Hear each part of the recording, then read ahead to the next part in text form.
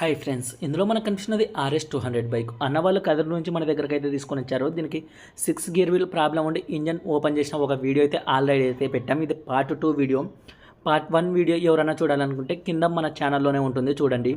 ఇది 6 gear wheel అయితే మనం ఫిట్టింగ్ చేయడం అయితే జరుగుతుంది. ముందుగా వీడియో చూసే వాళ్ళు ప్రతి ఒక్కరు లైక్ చేసి మన వీడియోస్ని అయితే చూడడం స్టార్ట్ చేశారంటే ఇంకా 10 మందికి మన ఛానల్ గురించి తెలిసే అవకాశం ఉంటుంది. మనం గేర్ వీల్స్ అయితే తీసుకొచ్చుకున్నాం. 6 గేర్ వీల్ మీరు అయితే చూడొచ్చు. ఇక్కడ ఒకటైతే ఓపెన్ చేస్తున్నాం. అవుట్పుట్ సాఫ్ట్, ఇన్పుట్ సాఫ్ట్ రెండిటి గేర్ వీల్ అయితే కంపల్సరీగా మనకి ఎప్పుడైనా అరిగాయంటే రెండు అయితే మార్చాలి. ఒకటి మార్చామంటే సెట్ కాదు. ఒకటి బజాజ్ది వాడుతున్నారు, ఇంకొకటి కేటీఎంది వాడుతున్నారు అని అయితే అనుకోకండి. మనకి ఆల్మోస్ట్ రెండు ఒకటి, మీరు అందులో కన్ఫ్యూజ్ పడే అవసరం అయితే ఉండదు. చాలా స్పేర్స్ బజాజ్వి కేటీఎంకి సెట్ అవుతాయి, అలాగే కేటీఎంవి బజాజ్కి సెట్ అవుతాయి. మీకు ఆల్రెడీ చాలామందికి అయితే తెలిసి ఉంటుంది మెకానిక్లకి, కాబట్టి దాని గురించి పెద్దగా ఆలోచించే అవసరం లేదు. మనం రెండు గేర్ వీల్స్ అయితే తీసుకొచ్చుకున్నాం. మీరైతే చూడొచ్చు, ఇక్కడ పోయిన గేర్ వీల్ లోపల గుంతలు అయితే పడి ఉంది, మనకి కచ్చులుగా. దాని నుంచి మనం 6 గేర్ వీల్ ఎప్పుడైతే వేస్తామో అప్పుడు సౌండ్ అయితే వస్తుంది. పాతదానికి కొత్త దానికి అయితే చూడండి, పాతది ఫుల్ సౌండ్ అయితే వస్తుంది గుంతలు పడడం వల్ల. ఇప్పుడు కొత్తదైతే మనం ఫిట్టింగ్ చేయడం అయితే జరుగుతుంది. మనకి అవుట్పుట్ సాఫ్ట్, ఇన్పుట్ సాఫ్ట్ రెండు అయితే కంపల్సరీగా అయితే చేంజ్ చేసుకోవాలి. మీరు ఇక్కడైతే చూడొచ్చు, ఒక దానికైతే మనం ఆల్రెడీ చేంజ్ చేసాం. ఇప్పుడు ఇన్పుట్ సాఫ్ట్కి అయితే చేంజ్ చేయడం అయితే జరుగుతుంది. గేర్ వీల్స్ మీకు ఏవి ఎలా అని గుర్తుండవు అనుకుంటే సింపుల్గా నేనైతే ఏ విధంగా పెడుతున్నా మీరు కూడా ఆ విధంగా అయితే పెట్టుకోండి. ఫస్ట్ వాచర్ వచ్చింది, దాని తర్వాత ఒక వీలు, దాని తర్వాత ఇంకొక పెద్ద వీలు, దాని తర్వాత వచ్చేసి ఒక వాచరు. లైన్గా వరుస క్రమంలో ఈ విధంగా పెట్టుకున్నారంటే సింపుల్గా అయిపోతుంది. మళ్ళీ ఒక లాక్, దానిపైన వచ్చేసి ఒక గేర్ వీల్, మళ్ళీ కింద వచ్చేసి ఇంకొక లాక్ అయితే ఉంటుంది. మనకి ఇక్కడైతే మీరు చూడొచ్చు, ఆ లాక్ కూడా నేనైతే ఓపెన్ చేశాను. ఈ విధంగా మీరు మర్చిపోతారు, మనకి గేర్ వీలు గుర్తుండవు అనుకుంటే సింపుల్గా ఈ విధంగా అయితే పెట్టేసుకోవచ్చు. ఇక్కడ లాక్, మళ్ళీ దాని కింద ఇంకొక వాచర్ అయితే ఉంది, మీరైతే చూడొచ్చు. లాక్ కింద వాచర్ కాదు, బుస్ అయితే ఉంది, మీరైతే చూడొచ్చు. ఆ లాక్ అనేది మనకు పట్టుకోవడానికి కూడా కాస్త కష్టంగా అయితే ఉంది. బుస్ టోపీ మాదిరి అయితే, టోపీ వాచర్ మాదిరి అయితే ఉంది. మనకి ఈ వీల్ కూడా బయటకు అయితే తీసాం. మీరు బాగా గమనించారంటే దీనికి కూడా ఆ పళ్ళ సందులో ఏదైతే ఉందో కచ్చులు అయితే ఉంది, అందుకని సౌండ్ అయితే క్రియేట్ అవుతుంది. మీరైతే చూడొచ్చు. మనం ఇప్పుడు రెండు అయితే చేంజ్ చేయడం అయితే జరుగుతుంది. ఆల్రెడీ అవుట్పుట్ సాఫ్ట్కి అయితే చేంజ్ చేసాము, ఇప్పుడు ఇన్పుట్ సాఫ్ట్కి అయితే మనం చేంజ్ చేసుకుంటున్నాం. మీరైతే చూడొచ్చు, పైన ఏదైతే బుస్సు టోపు మాదిరి ఉందన్నామో దాన్ని అయితే ఎక్కించుకోవడం అయితే జరుగుతుంది. మధ్యలో గుంతలు పడడం వల్ల దీనికైతే సౌండ్ అయితే క్రియేట్ అవుతుంది. ఆ గుంతలు ఎందువల్ల పడుతుంది అంటే మనం 6 గేర్ వీల్ అవసరం లేకపోయినా కూడా మనం ఎక్కువ యూజ్ చేసినాం. ఇప్పుడు ఒక 30-40 స్పీడ్ ఉంటుంది మనకు, అప్పుడు 5th గేర్ వీల్ అవసరమైంది. కానీ మనం 6 గేర్ వీల్ ఎక్కువ యూజ్ చేసామంటే అక్కడ ఒక ర్యాపిడ్ అనేది ఎక్కువగా ఏర్పడుతుంది, దాని నుంచి సౌండ్ వచ్చే అవకాశం ఉంటుంది. అలాగే ఏదైనా డస్ట్ ఏదైనా ఎక్కువగా ఉన్నా కూడా మనకి అవి అరిగే అవకాశం ఉంటుంది. ఇది కారణం అయితే పర్ఫెక్ట్గా ఉండదు. మనం ఎక్కువ 6 గేర్ వీల్ అనవసరంగా యూజ్ చేసినా కూడా ఆ సౌండ్ అనేది వస్తుంది. అలాగే ఎప్పుడైనా కూడా గేర్ వీల్ సౌండ్ వచ్చి మీరు ఇంజన్ ఓపెన్ చేశారంటే కంపల్సరీగా 1-2 సార్లు చెప్తున్నా. ఎందుకు చెప్తున్నానంటే అనుభవంతో చెప్తున్నాను కాబట్టి మీరు కంపల్సరీగా ఇదైతే గుర్తుపెట్టుకోండి. ఇన్పుట్ సాఫ్ట్కి చేంజ్ చేసుకోవాలి, అవుట్పుట్ సాఫ్ట్కి చేంజ్ చేసుకోవాలి.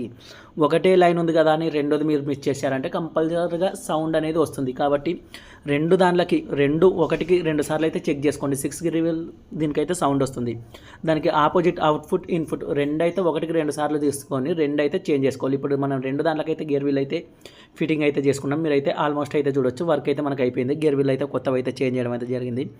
ఫిట్టింగ్ అయితే చేసుకున్నా.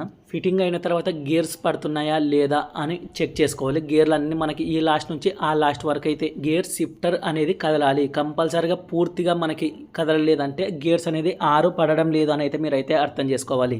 కాబట్టి గేర్ వీల్ ఎక్కిస్తున్నారంటే 1-2 సార్లు అయితే చెక్ చేసుకోండి. ఇప్పుడు మ్యాగ్నెట్ సైడ్ అయితే మనం వర్క్ చేయడం అయితే జరుగుతుంది. మనం బోల్టాలన్నీ ఫిట్ చేయడం లెంత్ ఎక్కువ వస్తుంది అనే ఉద్దేశంతో ఆ బోల్టాలు ఫిట్ చేసే వీడియో అంత అయితే పెట్టడం లేదు.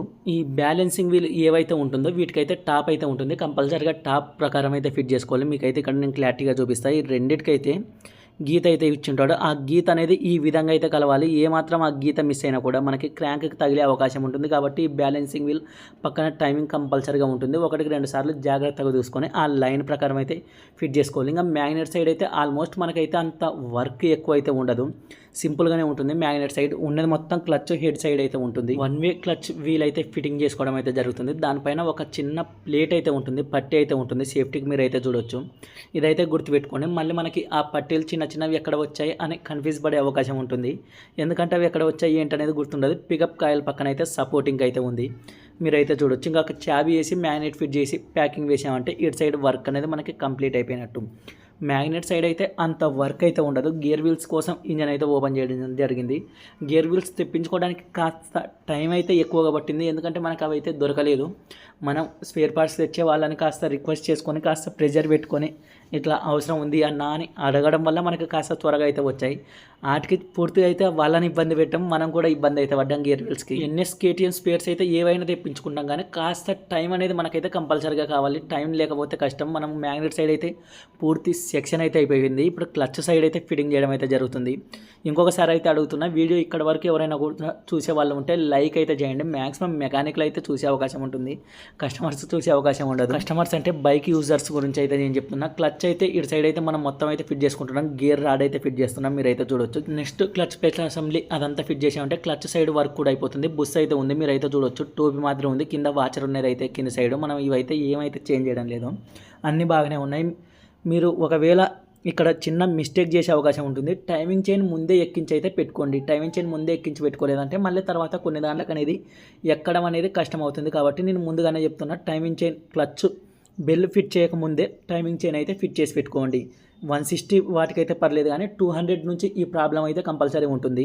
క్లచ్ బెల్ ముందుగా ఫిట్ చేశారంటే కంపల్సరీ అంతకుముందే టైమింగ్ చైన్ అనేది ఫిట్ చేసి పెట్టుకోవాలి. పిస్టన్ అలాగే పిస్టన్ రింగ్స్ అయితే నీట్గా క్లీన్ చేసుకొని ఫిట్టింగ్ అయితే చేయడం జరుగుతుంది. మీరైతే చూడొచ్చు, మొత్తం అంతా నీట్గా ఫిట్ చేసి హెడ్ కూడా ఫిట్ చేసుకుంటాం. ఇదంతా వర్క్ అయితే దీంట్లో ఏం లేదు కాబట్టి అన్నీ ఆల్రెడీ ఫిట్టింగ్ అయితే ఉన్నాయి. ఏమంటే క్లీన్ చేసుకునేది అయితే మనం నీట్గా క్లీన్ చేసుకోవాలి. పిస్టన్ రింగ్స్ అవన్నీ ఏది ఫిట్ చేసేది చూపించలేదని అయితే మీరు అనుకోకండి, ఆల్రెడీ అవి ఫిట్టింగ్తోనే ఉన్నాయి. వాటిని నీట్గా క్లీన్ చేసుకొని మనం ఓపెన్ చేస్తున్నామంటే మళ్ళీ బోర్క్ అనేది రాకూడదు. మనం బోర్క్ రాని బైక్ బోర్ ఓపెన్ చేసామంటే అది బోర్ వచ్చేలా ఉందా లేదా అనేది చెక్ చేసుకోవాలి. బోర్క్ రాలేదు అంటే మళ్ళీ మనం ఫిట్ చేసిన తర్వాత బోర్క్ రాకోకుండా కాస్త జాగ్రత్తగా అయితే నీట్గా క్లీన్ చేసుకొని ఫిట్ చేసామంటే మ్యాక్సిమం అయితే బోర్క్ అయితే రాదు. ఇంకా ఏదో మన అదృష్టం బాగాలేదు అన్నది ఆల్రెడీ అది బోర్క్ వచ్చే మూమెంట్ ఏదైతే ఉంటుందో అటువంటివి అయితే బోర్కి వస్తాయి, కానీ బాగున్నది అయితే ఏదైతే అవసరం లేదు. ఇప్పుడు మనం టైమింగ్ చైన్ అయితే ఫిట్ చేస్తున్నాం, మీరైతే చూడొచ్చు. ఇందాక నేను ఎందుకు చెప్పానంటే ఇక్కడ మేము కూడా కాస్త ఇబ్బంది పడ్డాం, మర్చిపోయి ముందే క్లచ్ బెల్ ఫిట్ చేసాం కాబట్టి అలా ఇబ్బంది పడకూడదు మీరు కూడా అనే ఉద్దేశంతో ముందుగానే కాస్త క్లచ్ బెల్ ఫిట్ చేయకముందుకే టైమింగ్ చైన్ ఫిట్ చేయమని చెప్తున్నాం. మార్క్ అయితే చూడండి, మనకి టైమింగ్ లైన్ ఏదైతే ఉంటుందో అది పర్ఫెక్ట్గా అయితే చూసుకోవాలి. టీ అనేది టాప్ అయితే ఉండాలి ఎప్పటికైనా, కానీ పైకి కింద కూడా మార్క్ అయితే ఉంటుంది. ఇంకా మ్యాక్సిమం పల్సర్ డిస్కవర్ బైక్లకి ఈ విధంగా అయితే ఉంటుందో, ఇంకా ఈ ఎన్ఎస్ బైక్లకు కానీ అదే ఏమైతే చేంజ్ కాలేదు. కింద మార్క్ అనేది పర్ఫెక్ట్గా లైన్ ప్రకారం అయితే ఉండాలి. ఇంకా పైన టీ అనేది స్ట్రైట్ ఉండాలి. అడ్డ గీతలు ఏవైతే ఉన్నాయో అవి అడ్డంగా రెండు పర్ఫెక్ట్గా అయితే ఉండాలి. మీరైతే చూడొచ్చు. ఇంకా మొత్తం ఆల్మోస్ట్ వర్క్ అయితే అయిపోయింది. మనం 6 గేర్ వీల్ కోసం అయితే ఓపెన్ చేసాం, పర్ఫెక్ట్గా అయితే ఫిట్ చేయడం అయితే జరుగుతుంది. వాల్స్ అయితే మనకి ఏదైతే సైలెన్సర్ సైడ్ చిన్న వాల్స్ ఉంటాయో అవి 2 సేవింగ్ బ్లేడ్ అంతా లూజ్ అయితే ఉండాలి. అదే పెద్ద వాల్స్ ఏదైతే ఉంటుందో ఒక సేవింగ్ బ్లేడ్ లూజ్ అయితే ఉండాలి. ఇదైతే గుర్తుపెట్టుకోండి. మీకు ఇలా అర్థం కాలేదంటే సైడ్ సేక్ అనేది లైట్గా ఉండాలి, స్ట్రైట్ సేక్ అనేది ఉండకోకుండా చూసుకున్నా కూడా మనకు పర్లేదు. మీరైతే చూడొచ్చు. వర్క్ అయితే ఫినిష్ అయితే అయిపోయింది, మీరైతే చూడొచ్చు. హెడ్ టాప్ ఫిట్ చేసి ఇంకా క్లచ్ కవర్ ఫిట్ చేసామంటే ఇంకా పూర్తిగా మనకి వర్క్ కంప్లీట్ అయిపోయినట్టు. మనం ఫిట్ చేసేటప్పుడు కాస్త జాగ్రత్తగా పేస్ట్ అన్నీ అయితే మనం కాస్త ఎక్కువగానే పట్టించుకోవడం అయితే జరుగుతుంది. మళ్ళీ అంత ఓవర్గా ఇంజన్ గలీజ్గా అనిపించేంత కాదు, ఎందుకంటే ఆయిల్ లీకేజ్ అనేది కాకూడదు. చిన్న బండి కాదు కదా, మొత్తం ఏది ఓపెన్ చేయాలన్నా మొత్తం కవర్స్ అన్నీ ఓపెన్ చేసుకునేది ఉంటుంది. కాబట్టి కాస్త ఒకటికి జాగ్రత్తగా ఆయిల్ లీకేజ్ కాకుండా ఎక్కడైనా ఏవైనా బోల్టాలు స్లిప్ అయిపోయా అని జాగ్రత్తగా అయితే గమనించుకుంటూ ఫిట్టింగ్ చేయడం అయితే జరుగుతుంది. ఇంకా క్లచ్ కప్ కూడా మనం అయితే ఫిట్టింగ్ చేసాం, వర్క్ అయితే కంప్లీట్ అయిపోయింది. చివరి వరకు ఎవరైనా వీడియో చేసిన వాళ్ళు ఉంటే చివరి వరకు చూసామని అయితే కామెంట్ చేయండి, నాకు కాస్త హ్యాపీగా అయితే ఉంటుంది. ఇంకొకసారి అయితే అడుగుతున్నా, వీడియో నచ్చితే లైక్ చేయండి ఫ్రెండ్స్.